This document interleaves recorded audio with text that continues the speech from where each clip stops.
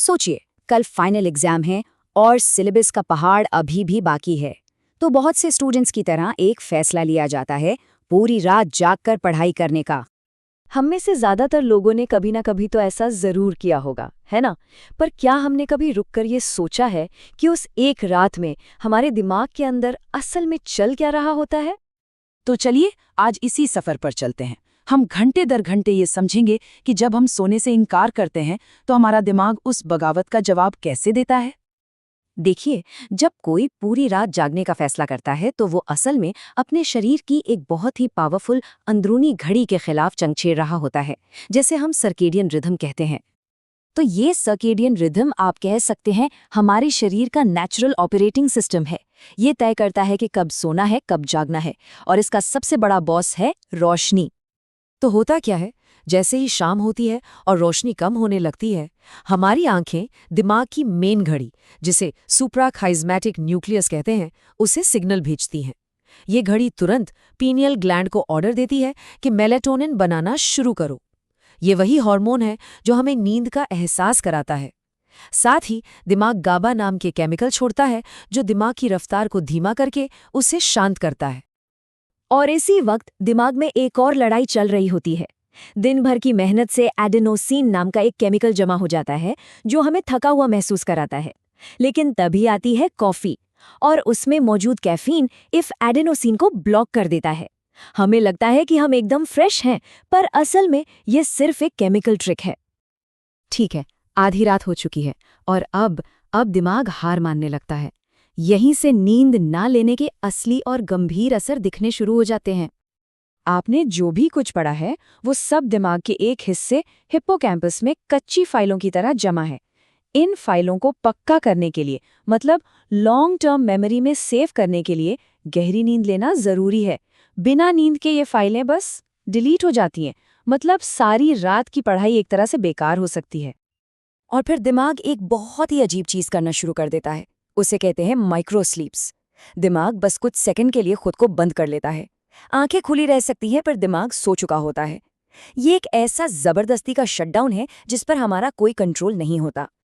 और ये सिर्फ दिमाग की बात नहीं है। जब कोई लगभग 19 घंटे तक लगातार जागता है तो उसके शरीर और दिमाग का कनेक्शन भी गड़बड़ा जाता है। हाथ पैर का तालमेल बिगड़ने लगता है। और आपको ये सुनकर शायद हैरानी हो, लेकिन ये सच है। 19 घंटे जागने के बाद एक इंसान का रिएक्शन टाइम और कोऑर्डिनेशन उतना ही खराब हो जाता है जितना शराब पिए हुए किसी इंसान का होता है। सोचिए ये कितना खतरनाक हो सकता है। और फिर सुबह होती है और अचानक से ऐसा लगता है जैसे सारी एनर्जी वापस आ गई है। इसे सेकंड विंड कहते हैं। लेकिन ये एक बहुत बड़ा धोखा है। जैसे ही सूरज उगता है, शरीर मेलेटोनिन बनाना बंद कर देता है और दिमाग डोपामाइन का एक जोरदार बूस्ट रिलीज करता है, जिससे अचानक खुशी और एनर्जी महसूस होती है।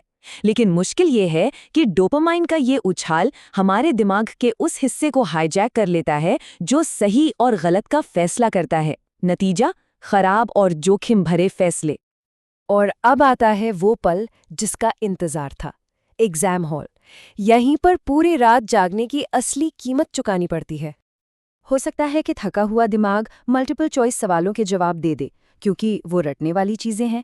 लेकिन जहां दिमाग लगाने की जरूरत होगी, जैसे कोई मुश्किल सवाल हल करना या कोई निबंध लिखना, वहां दिमाग पूरी तरह से साथ छोड़ देगा। क्यों?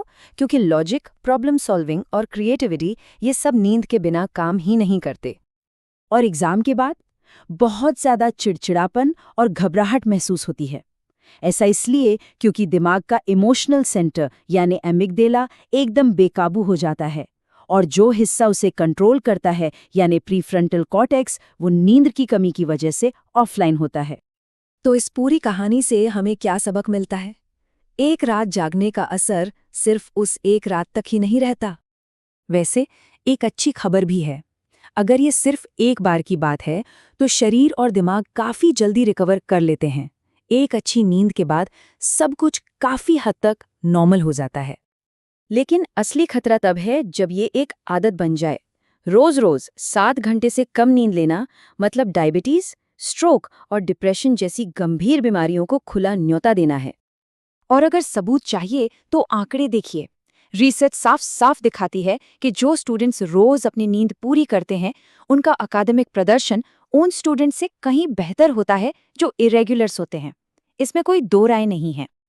और आखिर में ये बात एकदम सही बैठती है, जैसे रोम को बनने में वक्त लगा, वैसे ही किसी भी चीज को सीखने और समझने में वक्त लगता है। ये एक रात का काम नहीं है।